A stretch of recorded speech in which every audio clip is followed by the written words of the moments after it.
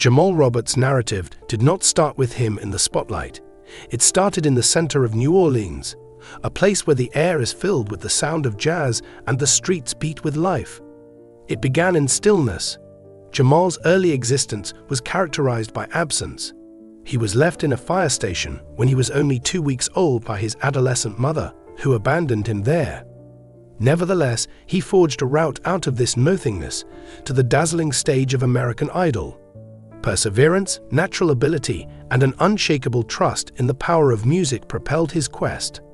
This narrative follows the journey of a young kid who was abandoned at the time of his birth and who eventually became a voice that attracted millions of people. A beginning that is silent. The earliest recollection that Jamal has is not of a soothing lullaby or a comforting embrace.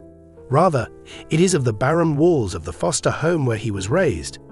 In 1998, he was left at a safe haven drop-off location, and he was then placed into a system that placed him in a variety of residences located in the most challenging districts of New Orleans. He had lived with 3 different households by the age of 5, each of whom was attempting to give stability amidst their own issues. "I didn't know what family meant," Jamal would later recall during an interview conducted as part of his American Idol audition. "On the other hand, I had an awareness of what music was like from a sensory perspective." He never failed to have music playing. Jamal found comfort in the radio in foster homes where disputes carried over into the night and TVs blared. He would listen to music by artists such as Aretha Franklin and Stevie Wonder, who were signed to old soul records on a worn-out boombox in one of the houses and would hum along, copying the melodies before he was even able to construct complete sentences. He was so afraid of being noticed that he would wait until 8 o'clock at night to sneak into the choir loft of a local church, where he would listen to the music in silence. He longed to sing but was too nervous to participate. His inquiry caught the attention of Ms. Evelyn, the choir director, who promptly invited him to join. Years later, she recounted, "That boy had a voice bigger than his body. It was as though God had implanted a spark within him so that he could find his path." The spark begins to burn. Jamal's gift flourished within the church, where he learned to imbue every note with emotion. On the other hand, life outside of the choir was not as harmonious.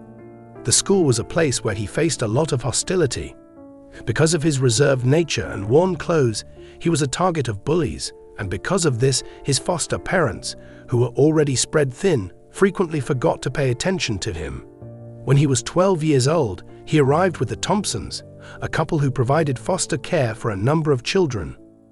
They weren't flawless, but they were the ones who gave Jamal his first guitar, a second-hand acoustic with a cracked neck. He learned how to play chords on his own by watching YouTube tutorials on a library computer, practicing until blood seeped from the blisters on his fingertips. He found solace in music, which became a form of resistance against his despondency. Jamal began creating songs with unpolished, poetic lyrics that dealt with themes of desire and optimism when he was in high school and became a member of the Glee Club. His English teacher, Mr. Carter, urged him to take part in a school talent show and showcase his abilities. When he was 16 years old, he sang an original song titled "Broken But Whole," and the people in the audience became silent before bursting into applause. Jamal stated, "I felt seen for the first time." That event instilled in him the notion that perhaps his voice had the ability to propel him beyond the broken sidewalks of New Orleans. However, the route was not without obstacles. When Jamal was 17 years old, he was no longer eligible for foster care. He survived by bouncing from one friend's sofa to another, working odd jobs such as busboy and delivery driver, and busking on Bourbon Street for tips, because he did not have any relatives to rely on. The tourists who were passing by became his first fans, and the street served as his stage, with them putting dollars into his guitar case.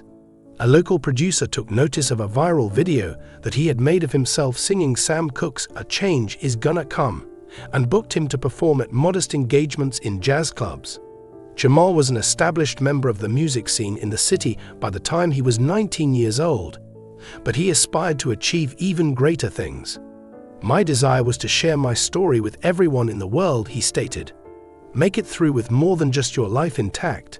making the transition to American Idol. Jamal decided to take a risk when he was 23 years old in 2021. There was an American Idol audition in Atlanta, which was 6 hours away via bus. He boarded a Greyhound bus with $50 in his pocket and his guitar draped across his shoulder. He was motivated by optimism and inexpensive coffee. His performance during his audition was outstanding, despite the fact that it was rough and lacked polish. He infused every note with years of pain and perseverance as he performed All of Me by John Legend. The emotions of the judges, who were Lionel Richie, Luke Bryan, and Katy Perry, were clearly visible. Richie replied, "You are in possession of a gift that has survived the flames. That's what gives you your unique qualities." Jamal obtained his golden ticket to the land of movie making and big dreams. His resilience was put to the test during Hollywood Week. Jamal felt like he didn't belong because he was surrounded by polished artists who had stage experience and vocal coaches. However, his genuineness radiated like a light. During the group round, he guided his team through an emotionally resonant performance of Bill Withers' "Lean on Me," harmonizing with a voice that seemed both ancient and new.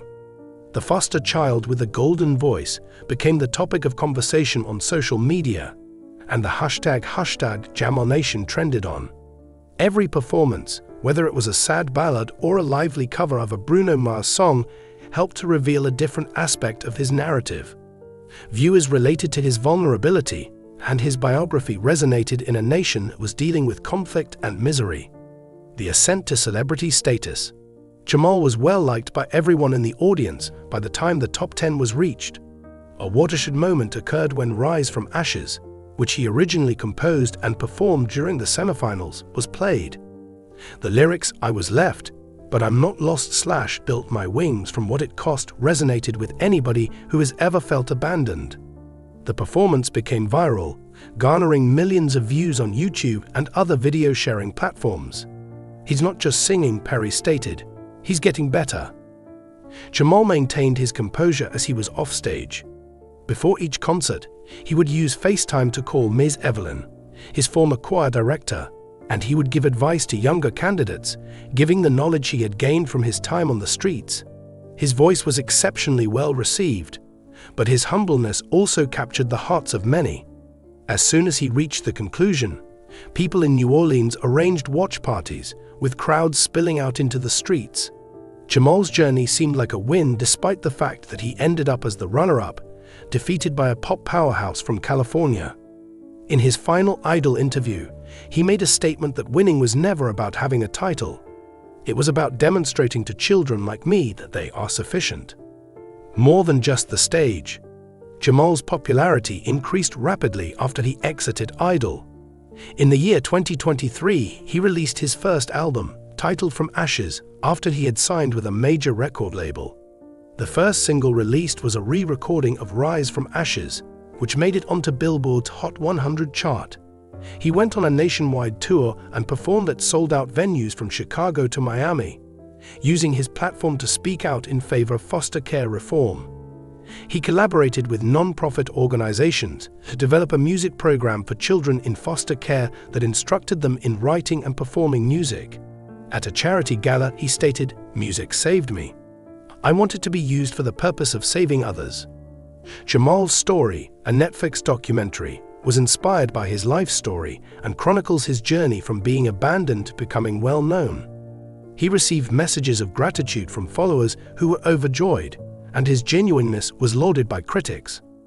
"Jamal instills a belief in me that I can keep going," wrote one user. "He is evidence that you can transform suffering into strength," wrote yet another person. Somebody who speaks up for those who cannot speak for themselves. Jamal Roberts is more than just an American Idol contestant at the age of 27. He serves as a representation of resilience and is a tribute to the notion that skill and passion can get over even the most disheartening of beginnings. In a humble abode close to the church where he had his debut performance, he still resides in New Orleans. He is currently working on his second album, which blends soul, pop, and jazz. The lyrics explore his life story in greater depth. "I still have more to say about my story," he states. "There is a greater number of songs to be sung." The journey that Jamal undertook from being a fireman to performing on a national stage was not simply a matter of music. It was about discovering a voice for himself when the world attempted to silence him. Jamal Roberts is a reminder to every child in foster care and every dreamer on a street corner that your experience, no matter how fractured, can be transformed into a song that has the power to alter the world.